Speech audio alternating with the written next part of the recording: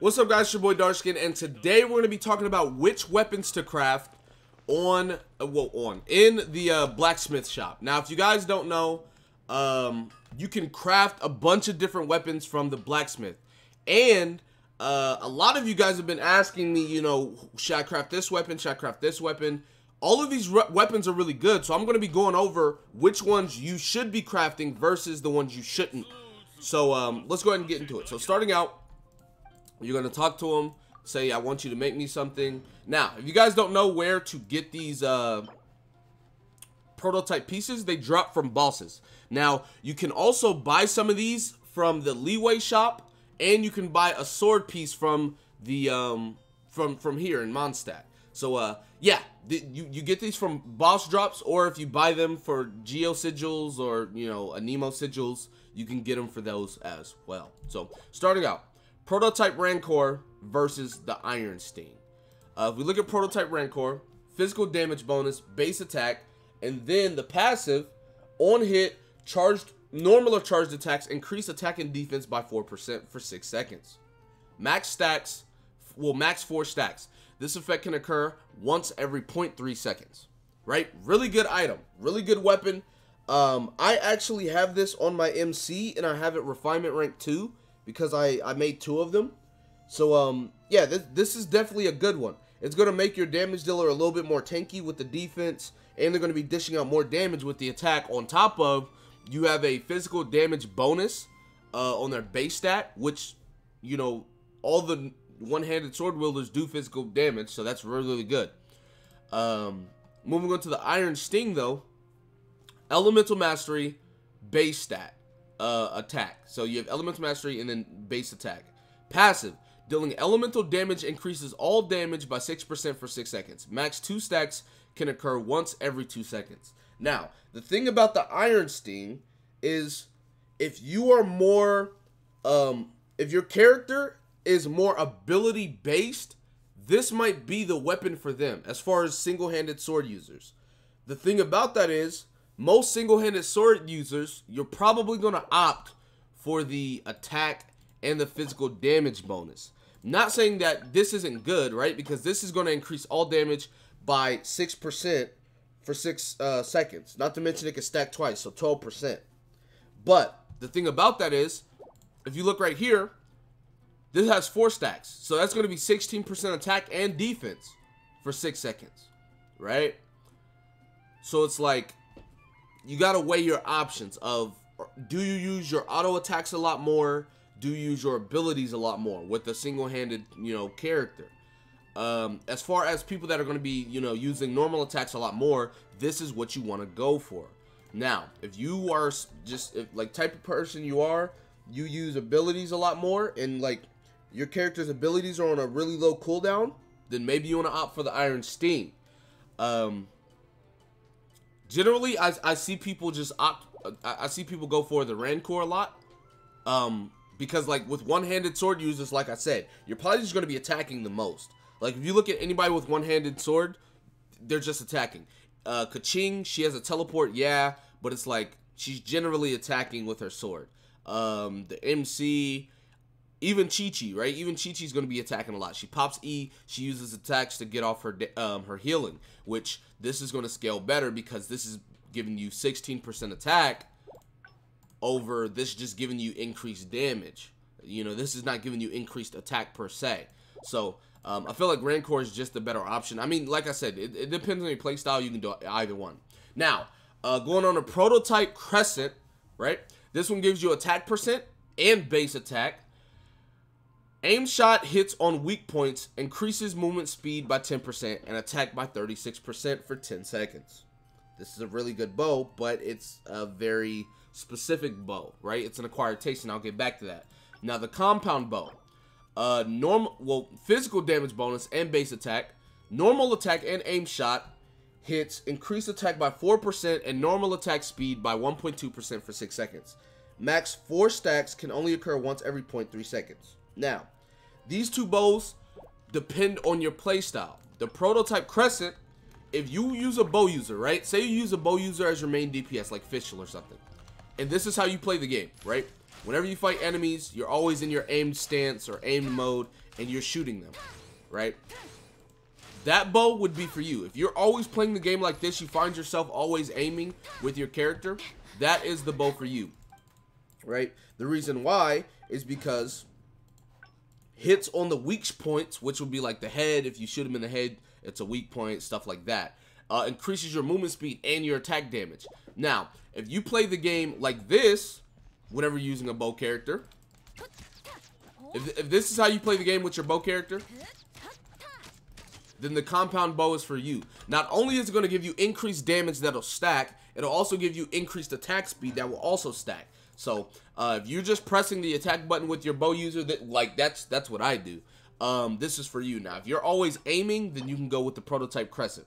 So, as far as those, there you go. Now, this one, these two are, we'll get into it. Prototype Animus.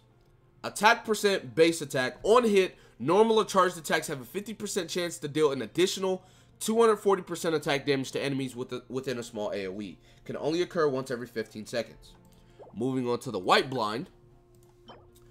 Defense percent, base attack. On hit, normal or charged attacks increase attack and defense by 6% for 6 seconds. Max 4 stacks. This effect can occur once every 0.5 seconds. Now, the thing about this is, take the passive out of consideration for now, right? The other weapon has attack percent, base attack. This one has defense, base attack. On top of this one, increasing your defense and your attack. The other one, every 15 seconds, you're basically going to do a dumb amount of damage. A lot of people think the White Blind is really good or better, but it's not. This would be an amazing weapon for like Noelle. If you love Noelle or you use Noelle, this is like the weapon for you. But if we are talking about a Claymore user that is damage like Beto, you want to opt for the prototype Animus. And the reason why I say that is, I actually had, this is the weapon I had on her. I had the Rain Slasher on her, which increases damage against enemies affected by water or electricity by 24%. But it had Elemental Mastery. I switched to the prototype Animus because I'm getting a 20% attack increase and then 361 base attack. Then I'm going to be putting the Gladiator set on Beto. She's going to be doing dumb damage. Trust me when I tell you the prototype Animus is insane. It's crazy. So if you have a defensive unit, like I said, like Noelle, then maybe you can opt for the other one. But if you have any two-handed sword wielder that is a damage dealer, just go prototype Animus. I'm telling you that's what you want to do. 100%, this is the move. That attack percent is amazing. And then this, you fighting bosses, you hit a boss with this, you're going to be, I'm telling you, you mess around, start cooking people. Going on to prototype Malice. Prototype Malice, HP percent base attack. Using an elemental burst regenerates 4 energy every 2 seconds for 6 seconds. Additionally, all party members will generate 4% HP every 2 seconds for this duration. This is going to be for your mage that is not really a damage dealer, but more of a support, you know, utility unit. Like Barbara. Barbara scales off of HP. You're getting HP for her. And if she pops her ult, all party members will heal. This is like really good for Barbara. This is really good for Barbara. Now, I know a lot of people are running that 3-star book, but you know, if you don't have it or you didn't build it, you can just go ahead and build this. Now, Mappa Mare. Elemental Mastery, base attack. Triggering an elemental reaction grants an 8% elemental damage bonus for 10 seconds. Max 2 stacks. This is going to be your book that you use for your mage if they are a damage dealer. Now, like Mona. Mona does damage.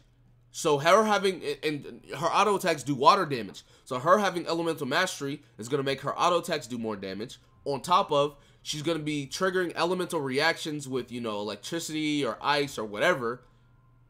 So now she's getting, well, if she gets 2 stacks, 16% increased elemental damage bonus. So she's going to be getting damage bonus from, you know, everything she does. So this is going to be for the mage that's doing damage. And then if you have like a support or whatever, that'll be for this character here.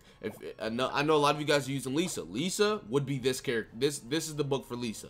So there you go. Now, Prototype Grudge.